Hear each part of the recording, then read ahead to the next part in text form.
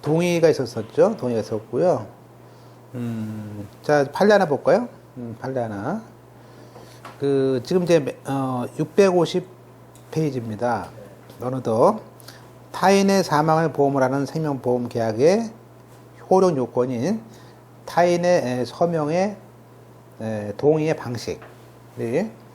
또, 그러면 타인으로부터 특정한 보험 계약에 대해서 그 보험 계약에 관하여 서면 동의할 권한을 구체적 개별적으로 수여받은 사람이 만약에 타인을 대리하거나 대행해서 서명 동의한 것이 유효하다는 판례입니다.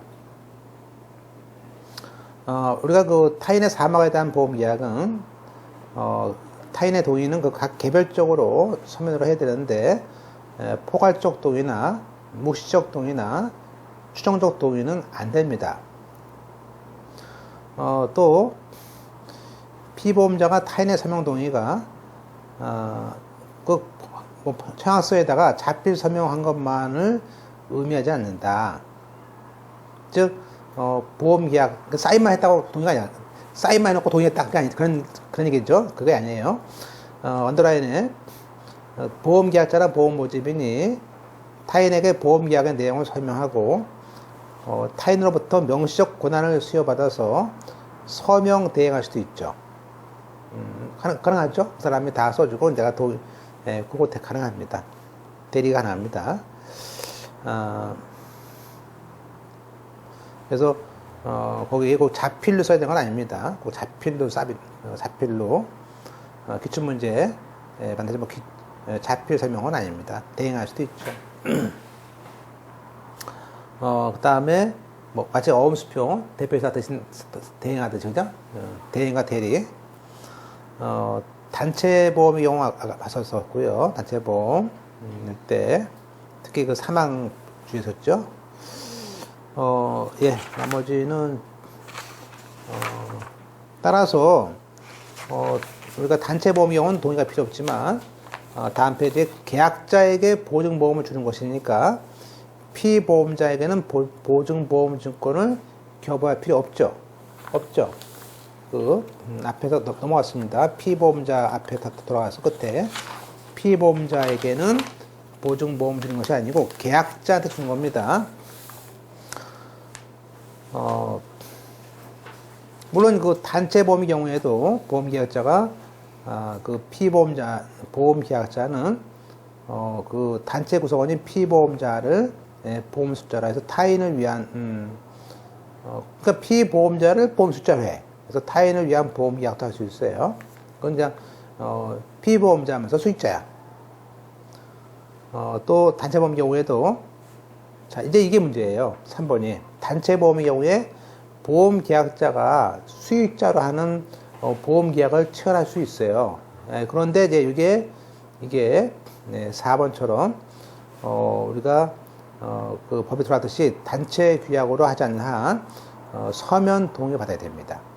그러니까 자기가 계약자면서 수익자야 회사에서 그럴 때는 단체의 규약이라든지 아니면은 서면 동의를 받아야 됩니다. 그래서 판례 보실까요? 그래서 옛날 판례는요 언더라인에 보통 회사가 보험 수익자를 자기로 해놔. 그러니까 사망보험을 그 사람이 죽으면 회사가 받는 거야 이런 식으로 하는 그 계약을 자기로 하는 그것이 옛날 판례가 인정했습니다. 근데 지금은 지금 법이 바뀌어가지고 그렇게 하려면 뭐죠? 반드시 피보험자의 동의를 받아야 됩니다. 그죠? 그런 얘기죠. 그러니까 안 되는 건 아니고 동의를 받아야 됩니다. 그런 얘기죠. 따라서 기출문제도 그거예요. 단체보험의 경우에 고용주가 보험계약자로 하면서 피보험자는 회사 직원이고 지고용주는 수익자라는 그런 계약을 할 수 있었어요. 지금도 가능하죠. 근데 지금 뭐죠? 근데 그러려면 지금은 반드시 서면 동의가 필요하겠죠. 다음 페이지에 15세 미만 심신 방위약자 동의에도 무효다 나왔었는데 이유가 요즘에 있었었죠. 그러나 15세 미만은 지금도 지금도 무효입니다. 법정 대리인 동의받아도 무효입니다. 15세면은 지금 안 돼요. 상해보험 안 됩니다. 그러나 상해보험은 되죠. 기출문제 2번, 이건 신체에 대한 상해보험은 될 수 있어. 아이들한테 해주죠. 다칠까봐. 3번에 타인의 서명 동의는 반드시 강행 규정이다. 그리고 보험계약의 발생 요건이다. 자, 이제 우리가, 보통 이제 생명보험은 보통 또 타인을 위한 보험이기도 하죠. 그죠? 타인을 위한 보험이기도 해요. 내가 죽으면 누구 죽습니까?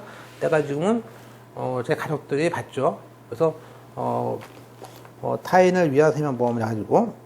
그러니까 주로 이제 뭐냐면 이제 그런 얘기예요. 지금 계속 문제가, A라는 사람이 죽으면 보통은 이제 상속인으로 이렇게 지정을 해놓습니다. 그래서, 물론 이제 A라는 사람이 A1이 보험을 여러 개 들어가지고, 보험을 뭐 A, B, C 이렇게 여러 개 들어가지고, A 보험에 대해서는 B가 받고, B1, B 보험은 B2, C 보험은 B, 이렇게 보험 수익자를 달리할 수 있죠. 재테크, 붙였죠? 네. 그래서, 이렇게 할 수도 있어요. 수익자를. 그래서, 거기, 313조는 이렇게 보험 수익자를 지정하고 변경하는 권리가 또 이게 바뀝니다.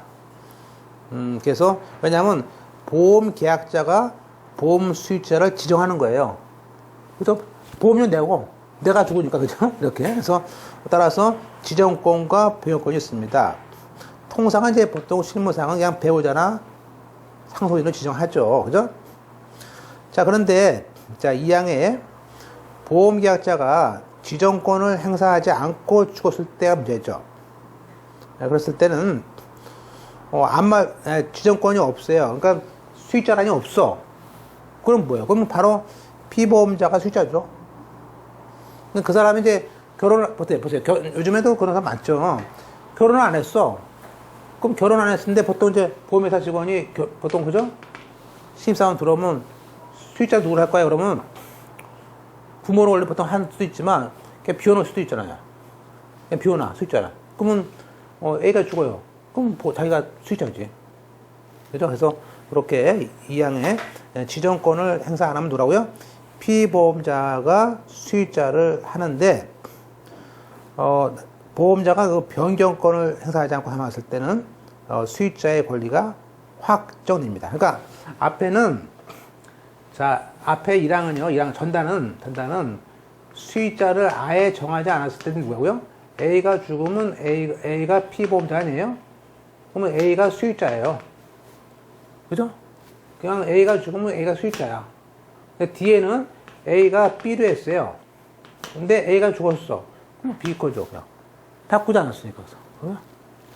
그래서, 우리가 변경권을 행사하지 않았다면, 그냥 종래 수익자가 확정되는 겁니다. 그죠? 확정돼.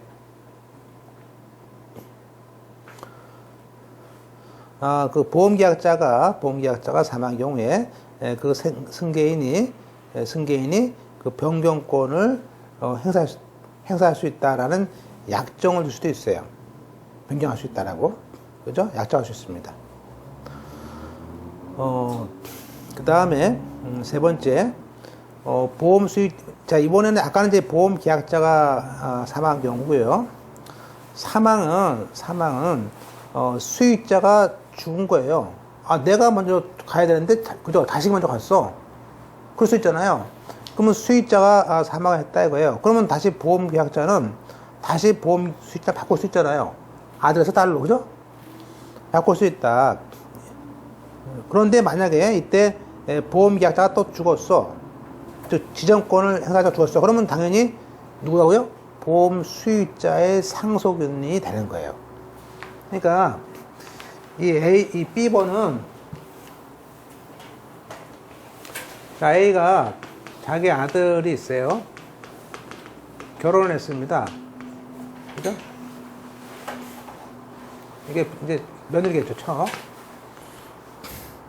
그러면 근데 이 수익자가 죽었어요. 그죠? 그러면 원래는 A가 보통은 아들의 죽음은 또 며느리한테 주는 경우가 아니고 또 이걸 바꿔 슬쩍 가서 그죠? 딸한테. 그럴 거 아니에요. 딸한테. 어차피 며느리 주겠어요? 뭐, 응? 근데 바꾸지 않았다. 그러면 뭐요? 이렇게 하는 거지. 그러니까 이 사람, 그러니까 A 상속이 아니고 그 수익자의 상속인한테 가는 거죠? 맞잖아요. 그래서 거기 수익자가 사망했을 때 수익자를 바꿀 수 있어요. 있지만 그걸 안 했다면 누구의 수익자의 상속인이 수익자가 되는 거예요. 그러니까 그 며느리가 되겠죠. 그죠? 그래서 여기 사망 잘 보시고. 자, 사항은 보험계약자가 이렇게 뭐 어떤 보험계약자가 죽었든 이양이든 사망이든 지정권을 행사하지 않게, 자, 행사하기 전에 보험사고가 생겼을 때 그때는 당연히 첫째, 지정권을 행사 안 했다면 피보험자가, 또 지정됐다면 상속인이 그대로 보험수익자가 되는 겁니다. 그래서 그 얘기는 사항은 뭐냐면요, 그 피상속인의 피보험자의 상속인이 또는 수익자의 상속인이 보험자의 수익자가 되는 겁니다.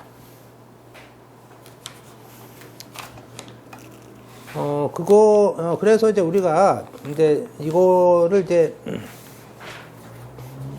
한번 넘어가서 보실까요? 다음 페이지에.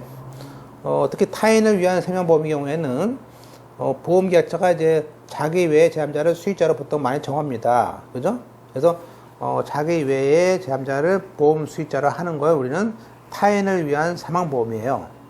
그죠? 그래서, 자, 743조. 그 보험계약자는 보험계약한 후에도, 보험 수익자를, 지정할 수 있고 변경할 수 있습니다. 그럴 때는 보험회사에게 통지를 해야 되죠. 그죠? 통지해야지 보험자에게 대항하지 못할 거 아니에요. 내가 부인한테 했는데 부인이 바람 폈어. 보험금 주겠어요? 야, 바꿔버려. 그죠? 바꿀 거 아니에요. 그죠? 근데 그 사이에 자기가 죽었어. 바꾸지 못하고. 그러면 그냥 바람 피냐고 가는 거죠. 그죠? 그렇잖아요. 억울하잖아. 근데 보험회사는 대항할 수 없지. 그죠? 그 얘기예요. 이게 바꿀 수 있다는 거예요. 지정권을. 예. 물론 바꿀 또 수익자 바꿀 때는 항상, 그렇지만 수익자 바꿀 때는 피보험자 동의 필요합니다. 항상. 그 당연한 거고요. 그 다음에 이제 그 기출문제 볼까요? 자, 어떻게 나오나 보면 되겠죠. 특약이 없는 한 보험계약자가 아예 수익자가 없이 사망했을 때는 당연히 그 피보험자가 수익자가 되는 겁니다. 그죠? 그리고 보험계약자가 뒤에 잡으세요. 보험계약자가 수익자를 바꾸지 않았어요. 그러면 바꾸지 않았다는 것은 뭐예요? 종래 수익자가 있다는 거죠. 그러니까 그때는 그냥 보험 수익자의 권리가 확정되는 겁니다.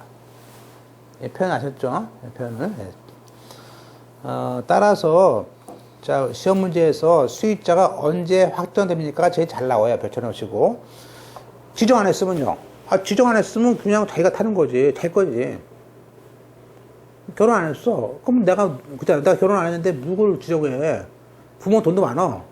그럼 내가 그냥 죽었어. 그러면 어떻게 됩니까? 수익자야. 그럼 어떻게 됩니까? 결과적으로는 부모한테 상속되는 거야. 그죠? 결과적으로, 그죠? 본인이 본인 거니까. 근데 지정을 했는데 안 바꿨어. 그러면 그 사람이 되는 거죠. 확정. 네? 됐죠? 그래서 처음부터 안 정했을 때는 그냥 그 사람이 되는 거고, 바꾸지 않았다면 종래 수익자가 그냥 확정되는 거고. 아셨죠? 그걸 찾고 되는 것 같아요. 물론 이제 수익자가 죽으면 바꿀 수 있죠. 어떤 보험 계약자 살았으니까 다시 지정을 할 수 있습니다. 자, 3번의 보험자의 의무. 자, 피보험자의 사망을 보험사고로 하는 보험계약에는 우리가 이런 게 있습니다. 사망해야 되는 사고일 때는 사고 발생 없이 보험기간이 지났을 때 돈 주겠다. 그런데 요즘에는요, 옛날에 80세까지 사망을 하면 주겠다고 하는 보험이 있거든요. 그럼 그때 80 넘었어. 그럼 사망 안 했어. 그럼 어떡합니까? 줘야 돼. 보험료. 보험금은 그 사람 줘야 돼. 그죠? 그래서 우리가 이게 오래 살았기 때문에 주는 보험이기 때문에 이것을 양로보험이라고 합니다. 양로보험. 그래서, 이게, 우리가 그 보험 기간이 다 끝났어. 근데 다 옛날에는요, 다 80세거든요, 지금. 우리도 다 그래요. 80세까지 있거든요. 그럼 그 기간 끝나면요. 보험금 타야 돼, 이제. 안 주는 게 아니고요. 타는 거예요, 그죠? 네, 근데 계약서 쓰겠죠. 그래서 요즘은 다 100세라고 했죠, 100세. 보험회사에서. 요거 때문에 100세 보험이라고 말합니다. 약정이라고 써놓으시고, 병원 한번 치시고.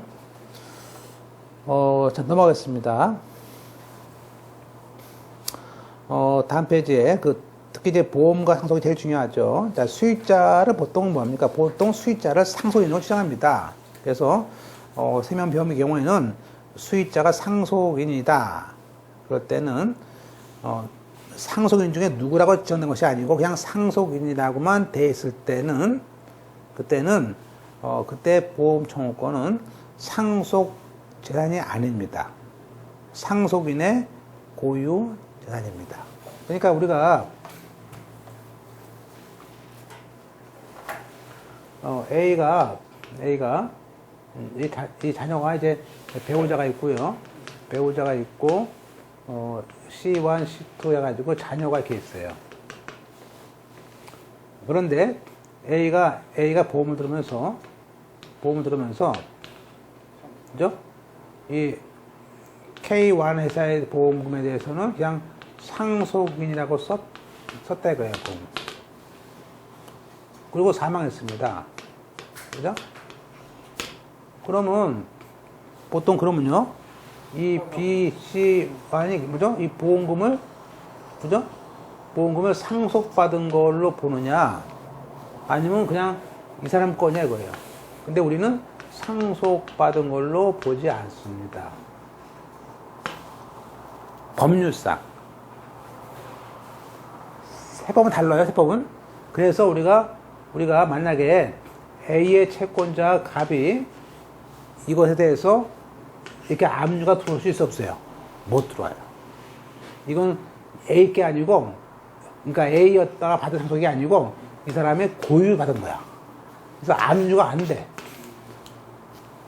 포기할 필요 없어요. 포기 왜 해? 내 건데 그냥. 그죠? 네, 써놓으세요.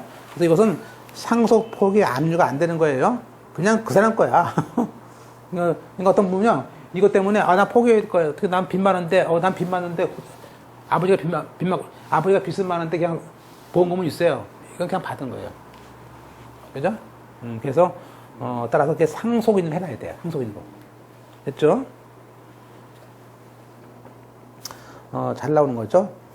따라서, 보험계약자의 채권자는 보험금에 대해서 가압류를 해봐야 소용없어요. 네, 그건 그 사람 아들 거, 부인 거야, 그냥. 그죠? 따라서 수익자가 상속됐을 때는, 그 얘기는 보험 계약 당시에 상속인이 아니라 보험 사고 당시에 상속인이죠. 그러니까 수익자를 만약에 처를 했는데, 그 당시 보험했을 때는 처가 갑이었는데 재혼했어. 그러면, 그때 보험 상환했을 때는 재혼한 의리 받는 거죠? 처가 그땐 갑이 아니고 의리죠. 그죠? 그 다음에 이제 3번에 수익자가 보험계약자 겸 피보장에 지났을 때, 근데 아까처럼 결혼 안 했어요. 그럼 자기가 보험계약자면서 피보험자야. 그죠? 그래서 또 자기야. 보통은 이제 저축성 보험 성격을 지닌 그런 생명보험 경우가 있겠죠. 따라서 암보험 같은 경우는 뭐예요? 암보험은 사망보험이지만 그 암이 걸리지 않고 살았어요.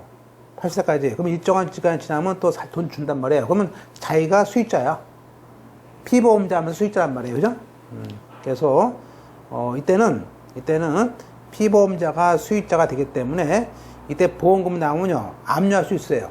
압류할 수 있습니다. 그죠? 그건 상속자산이 됩니다. 그건 받은 거야, 상속. 그때는 포기하고 해야 돼요. 빚 있으면. 보험금 뺏기죠? 뺏기는 거죠, 보험금. 그죠? 예. 그래서, 이렇게 됩니다. 그래서 보통은 3번처럼 하는 경우는 드물기 때문에 보통은 이제 상속인이 되니까 압류가 보통 안 돼요. 그거가 이제 나왔어요. 시험 문제에서. 자, 볼까요? 저는 거 1번. 타인을 위한 사망을 보험하는 보험계약에는 보험계약시, 그죠? 타인을 위한 사망일 때는 반드시 서면 동의를 얻어야 됩니다. 얻지 않으면 무효가 됩니다. 두 번째, 자기 신체에 대한 자동차 보험에서 신체에 대한 보험은 인보험이죠. 그런 경우에는 대위권이 안 됩니다. 안 되죠? 세 번째, 우리가 사망을 보험하는 보험계약을 했을 때 자살은 면책 사유로 규정하고 있습니다. 근데 이 사람이 정신질환 등으로 인해서 우리가 자살됐어. 그러면 중과실이겠죠? 이런 자살에 대해서는 포함하지 않기 때문에 보험금을 줍니다. 주겠죠?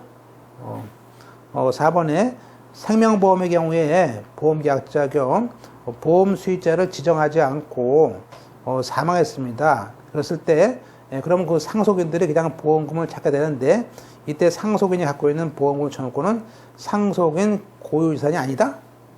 아니죠. 상속인 고유재산이지 상속재산이 아닙니다. 틀렸어요. 그죠? 4번이죠? 상속재산이 아니에요. 틀린 거예요.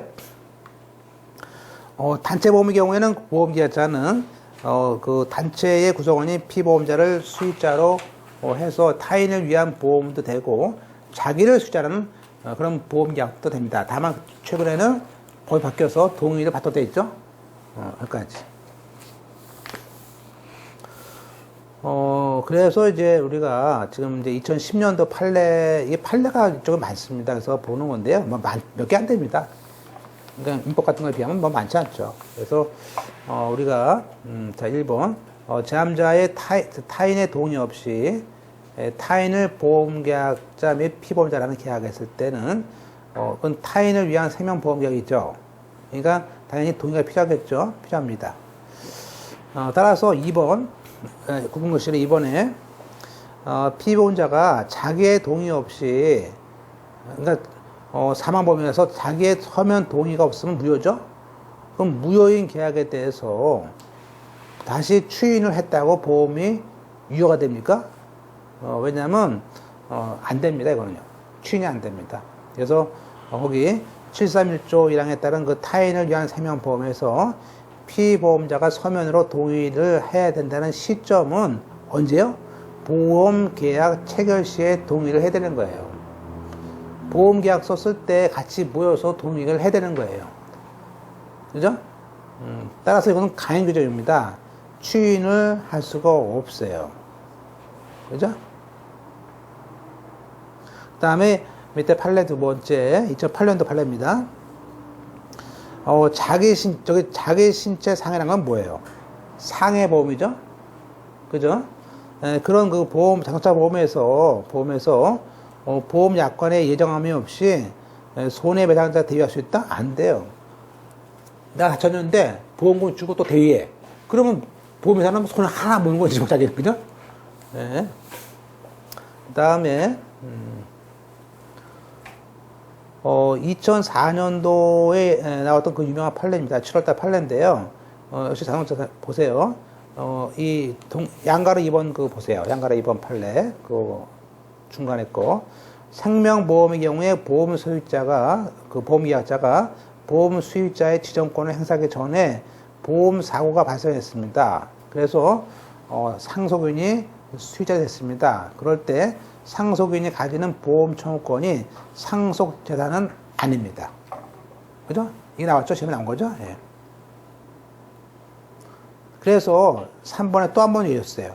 상해가 돼서 사망했네요. 그럴 때 그 사망 보험금이 지급되는 상해보험에 있어서 보험 수익자가 지정이 안 됐어요. 그래서 상속인들이 수익자가 돼버렸어. 예, 그랬을 때는 그 보험금 청구권은 상속인의 고유 재산이죠. 맞죠? 네, 이렇게. 최근에 또 질병보험도 들어왔더라고요. 요새 이게 이런 것도 있다 보시고, 요즘에 질병도 보세요. 메르스 같은 거. 걸리면요. 걸리면 한 몇 달 동안, 6개월 동안 꼼짝만 할 거예요. 그죠? 그래서 아마 의료인들은 들을 것 같아. 이런 보험을. 들겠죠, 그죠? 모르니까. 그래서, 거기 질병보험의 경우에 그 질병 사고 났을 때 보험금 받아야죠. 그러니까, 아마 그런 일에 있는 사람들은 들어야겠죠? 그래서 질병보험도 들어놨습니다. 다만 이제 이게 질병보험은요, 잘 보세요. 질병보험은 생명보험과 상해보험을 준용합니다. 실적, 손해보험 준용한다면 틀려요. 생명보험과 상해보험. 왜냐면 질병도 신체니까, 이 상해보험과 생명보험으로 준용해요. 죽음은 생명보험으로, 상해면 상해보험으로 되겠죠. 그래서, 인보험으로 본다 이거죠. 인보험으로. 그래서 지금은 인보험이 3개가 들어갔네. 생명, 상해, 질병보험. 그죠? 예, 그러네요. 그래서 이제 보험법 끝났습니다. 보험법이 아주 판례가 몇 개 있어가지고요. 판례가 제가 볼 때는 한 20개 정도 되는데요. 나중에 제가 또 바뀐 게 있으면, 마지막에 소개를 해드릴 겁니다. 그래서,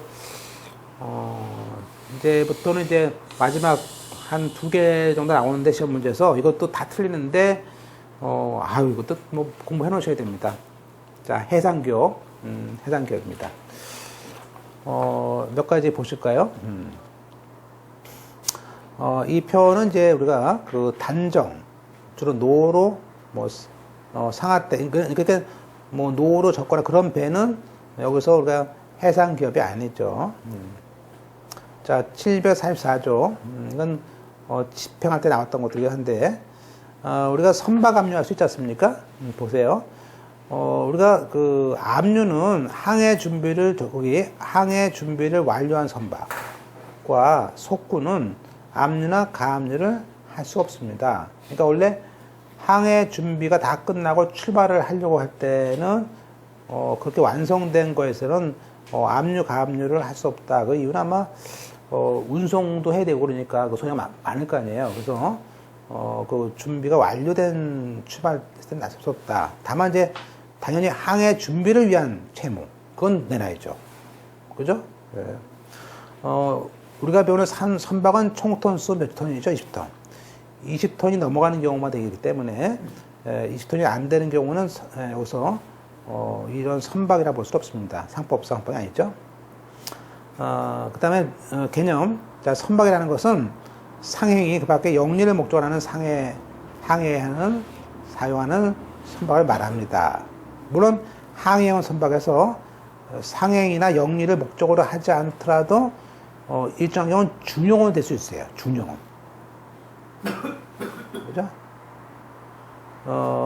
그죠? 네, 준용. 왜냐면 국가에서 운영하거나 공유 같은 것들의 경우가 대표적이죠. 네. 그 다음에 3번에 우리가 선박의 속구 목록은 선박의 종물로 추정한다는 조문이 있어요. 잘 보시고. 자, 총 톤수 20톤 이상인 선박에 대한 권리자는 아니죠. 등기법은요. 여기는 달라요. 여기는 등기를 하지 않아도 효력이 있고요. 등기를 하면 대항할 수 있어요. 그러니까 선박 등기는 대항 요건입니다. 그죠? 부동산과 달라요.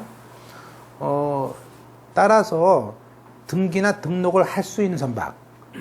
그러니까 등기 안 됐어. 미등기 선박도 얼마든지 계약서 쓰면 소유권이 넘어가요. 그죠?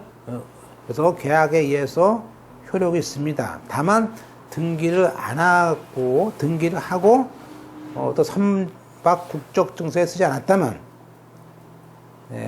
대항할 수 없는 문제가 생기겠죠. 자, 그다음에 이제 해상기업의 보조자. 자, 해상기업은 당연히 뭐죠? 거기에 선박에 있고요. 또 그 안에 이제 선장 회원들, 사용인들이 있을 거 아니에요. 그런 얘기 하고 있습니다. 자, 선장. 745조. 선장은 정말 그러니까 이제 선장에 대한 선임과 해임권은 누굽니까? 선박 소유자한테 있습니다. 선주. 그래서 선박 소유자가 선장의 선임과 해임권은 있습니다. 물론 부당한 해임에 대해서는 정당한 사유 없이 선주가 해임을 했을 때는 손해배상 청구할 수 있습니다. 747조. 선장은 또 새로 누가 들어올 때까지는 계속 해야겠죠. 그래서 계속 직무집행 책임.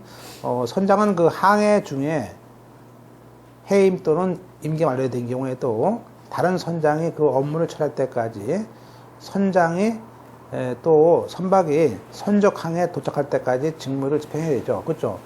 제가 중간에 오다가 나 이제 끝났어 임기.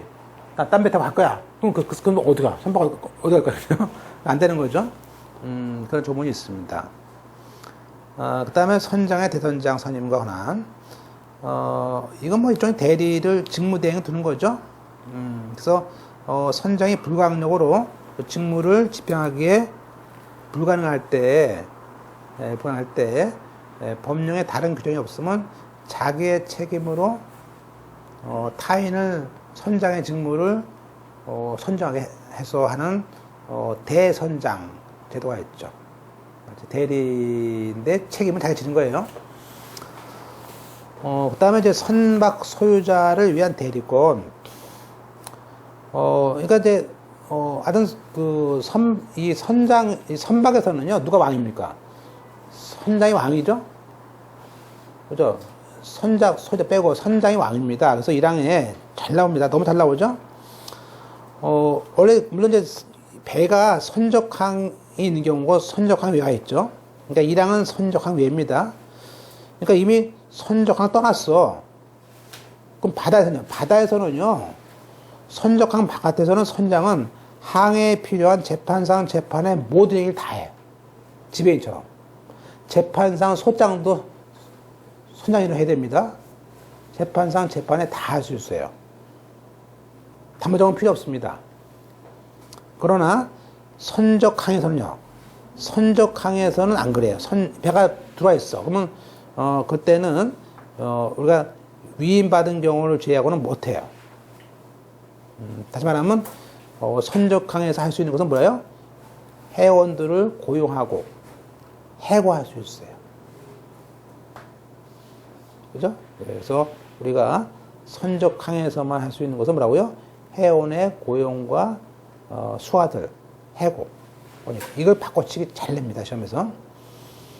그 다음에 750조 특수한 행위거나. 자, 선장은 그 선박의 수선료, 해난 구조료, 그 밖에 항해 계속한 비용. 어떤 비용을 지급할 경우에는, 우리가, 그런 거 외에는, 금지 행위가 있습니다.